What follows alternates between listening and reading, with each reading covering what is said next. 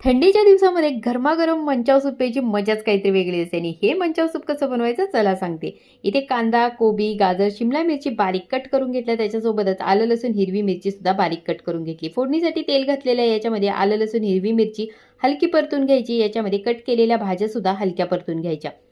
भाज्या जास्त over cook करायच्या नाहीयेत, नाहीतर सूपची टेस्ट चांगली लागत नाही. आता याच्यामध्ये tomato sauce, red chilli sauce, soya sauce, schezwan चटणी आणि मिरी पावडर घालायची आणि परतून घ्यायचं. आता गरम पाणी ओतायचं, चवीपुरतं मीठ घालायचं आणि याला उकळी आली की याच्यामध्ये कॉर्नफ्लॉवरची स्लरी घालायची आणि 2-3 मिनटं हे सूप आपल्याला शिजवून घ्यायचं.